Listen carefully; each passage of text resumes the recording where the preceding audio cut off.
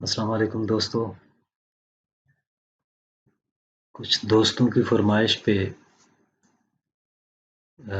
پٹھواری مئیے لکھے ہیں جن میں موجودہ صورتحال کو بیان کرنے کی کوشش کی ہے کہ عید بھی آ رہی ہے، لاک ڈاؤن بھی چل رہا ہے، کرونا کا خوف بھی چل رہا ہے، تو اس صورتحال کو میں نے مئیوں کی شکل میں جو پٹھواری مئیے ہوتے ہیں میں بیان کرنے کی کوشش کی ہے۔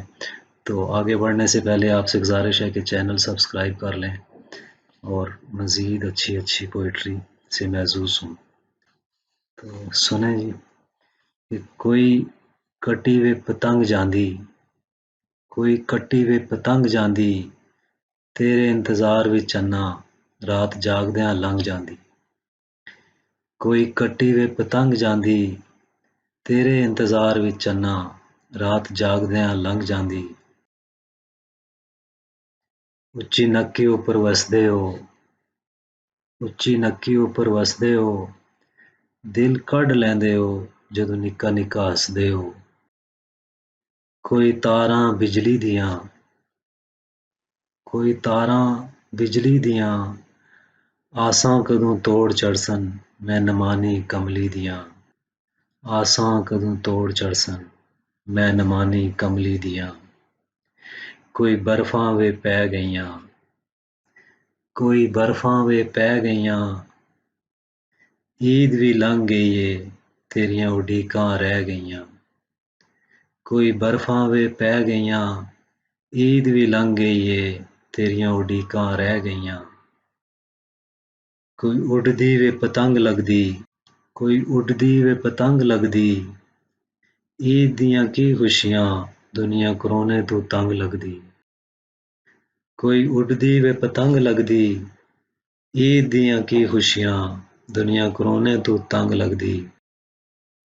کوئی چیلے وے رنگنی ہے، کوئی چیلے وے رنگنی ہے،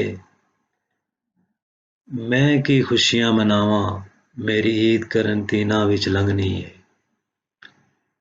کوئی چیلے وے رنگنی ہے، میں کی خوشیاں مناواں میری عید قرنطینہ وچ لنگھنی ہے۔ جان غماں تو ہاری ہے، جان غماں تو ہاری ہے، وچ پردیس دے ڈولا کیویں عید گزاری ہے۔ تساں عید منا چھوڑو، تساں عید منا چھوڑو، نہیں کھلا لاک ڈاؤن چنا میری آس مکا چھوڑو۔ چٹا کبوتر اڑا چھوڑیا، چٹا کبوتر اڑا چھوڑیا، ملنے نوں کنج آواں میں کو کرونے نے ڈرا چھوڑیا۔ چٹا کبوتر اڑا چھوڑیا، ملنے نوں کنج آواں میں کو کرونے نے ڈرا چھوڑیا۔ نہ اکھاں تو دور ہوساں، نہ اکھاں تو دور ہوساں، تو تے آکھیا سی ڈولا نکی عید تے ضرور آساں۔ نہ اکھاں تو دور ہوساں، تو تے آکھیا سی ڈولا نکی عید تے ضرور آساں۔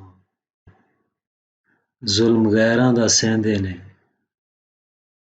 ظلم غیراں دا سہندے نے، انہاں دا کے بنسی جڑے لاک ڈاؤن وچ رہندے نے۔ ظلم غیراں دا سہندے نے، انہاں دا کے بنسی جڑے لاک ڈاؤن وچ رہندے نے۔